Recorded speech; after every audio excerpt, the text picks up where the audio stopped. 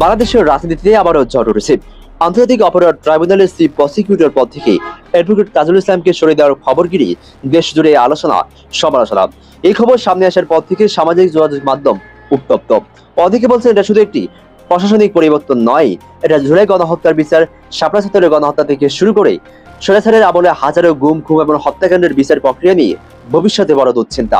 আসলে কি এই বিচার প্রক্রিয়া হবে, নাকি এখান থেকে থেমে যাবে? অ্যাডভোকেট তাজুল ইসলাম সাধারণ কোনো আইনজীবী ছিলেন না। আন্তর্জাতিক অপরাধ ট্রাইব্যুনালে তার ভূমিকা ছিল অত্যন্ত গুরুত্বপূর্ণ। তিনি ছিলেন মাসলুম মানুষের আশা আকাঙ্ক্ষার প্রতীক। 2024 সালের জুলাই বিপ্লবে ছাত্র জনতার উপর চালানো গণহত্যার বিচার তার কাঁধেই অর্পিত হয়েছে। নিজের এবং পরিবারের জীবনকে চরম হুমকির মুখে ঠেলে দিয়ে তিনি এই বিশাল দায়িত্ব কাঁধে নিয়েছেন।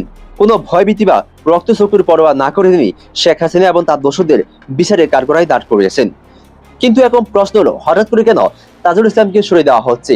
এর পিছনে সবচেয়ে গুরুত্বপূর্ণ ভূমিকা কার এবং কারা এই গভীর ষড়যন্ত্র করতেছে? আসুন একটু বিস্তারিত জানি।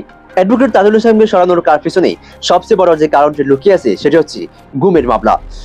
2009 থেকে 2024 সাল পর্যন্ত সংঘটিত গুমের ঘটনাগুলো বিচার শুরু করেছিলেন তিনি।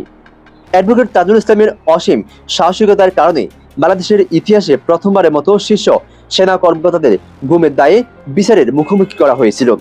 ইতিমধ্যে 3টি চাঞ্চল্যকর মামলা বিচার সম্পন্ন হয়েছে।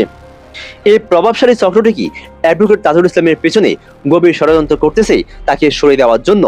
অনেকের ধারণা এই প্রভাবশালী চক্রটি অ্যাডভোকেট তাজুল ইসলামকে মাইনাস করার জন্য গভীর ষড়যন্ত্র চক অঙ্কন করেছে এবং তা বর্তমান বিএনপি সরকারের মাধ্যমে বাস্তবায়ন করছে। আপনাদেরকে আরেকটি খবর জানিয়ে রাখি, তাজুল ইসলামকে চিফ প্রসিকিউটর পদ থেকে সরিয়ে দেওয়ার অপচেষ্টা নতুন নয়। অন্তর্বর্তীকালীন সরকারের আমল থেকেই এই চেষ্টা চলছে। ইন্টারিম সরকারের সময় একজন অত্যন্ত প্রভাবশালী উপদেষ্টা তাজুল ইসলামকে পদ থেকে সরিয়ে দেওয়ার জন্য অপ্রাণ চেষ্টা চালিয়ে গেছে। বিনিময়ে তাকে একটি আকর্ষণীয় কমিশনের চেয়ারম্যান বানানোর লোভনীয় অফার দেওয়া হয়েছিল, কিন্তু তাজুল ইসলাম বিক্রি হননি। জুলাই সহস্রাধিক শহীদের রক্তের প্রতি দায়বদ্ধতা থেকে তিনি সেই অফার মুখের উপর প্রত্যাখ্যান করছিলেন। যিনি এত বড় প্রলোভনে পা দেননি তাকে এখন সরকার ক্ষমতার জোরে সরিয়ে দিতে চাইছে। আইনমন্ত্রী আসাদুজ্জামান খানের কাজ জোরে তাজুল ইসলামকে ডেকে পাঠানো এবং সেখানে নতুন চিফ প্রসিকিউটর হিসেবে অ্যাডভোকেট আমিনুল ইসলামের নাম বিবেচনার বিষয়টি আলোচনাকে আরো জোরালো করেছে। সরকারিভাবে যদি এটি রুটিন প্রশাসনিক সিদ্ধান্ত হয়, সময়টা কিন্তু খুব সংবেদনশীল। বিচার প্রক্রিয়া যখন চূড়ান্ত ও স্পর্শকাতর পর্যায়ে, তখন নেতৃত্বের পরিবর্তন মানে পুরো মামলার গতি প্রভাবিত হওয়া। এটা সাধারণ মানুষের ধারণা।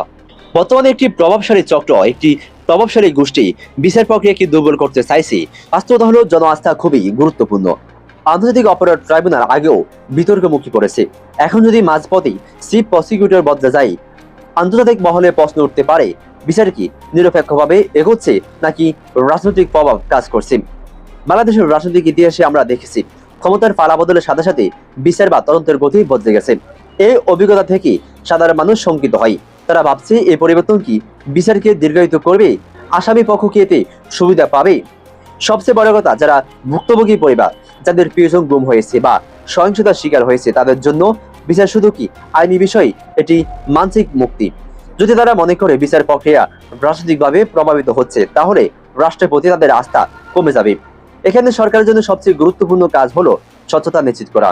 যদি সত্যি প্রশাসনিক পরিবর্তনের কারণে আনা হয়ে থাকে, তাহলে সেটি স্পষ্টভাবে ব্যাখ্যা করতে হবে। নতুন চিফ প্রসিকিউটর হিসেবে যার নাম আসছে, তার যোগ্যতা এবং পরিকল্পনাও জনসম্মুখে তুলে ধরতে হবে, না হলে গুজবে সত্য হয়ে দাঁড়াবে। আরেকটি বিষয় মনে রাখা দরকার, কোনো ব্যক্তি যত সাহসী বা জনপ্রিয় হোক না কেন, রাষ্ট্রের প্রতিষ্ঠানগুলোকে শক্তিশালী করাই আসল লক্ষ্য হওয়া উচিত। যদি বিচার প্রক্রিয়া একজন ব্যক্তির উপর নির্ভরশীল হয়ে যায়, তাহলে সেটাও দুর্বলতার লক্ষণ। তবে এটাও ঠিক, যিনি ঝুঁকি নিয়ে কাজ করছেন তাকে সম্মান দেওয়া রাষ্ট্রের দায়িত্ব। তাকে সরানোর পেছনে যদি রাজনৈতিক উদ্দেশ্য থাকে, তাহলে সেটি শুধু একজন ব্যক্তির অপসারণ নয়, এটি বিচার বিভাগের স্বাধীনতার উপর আঘাত।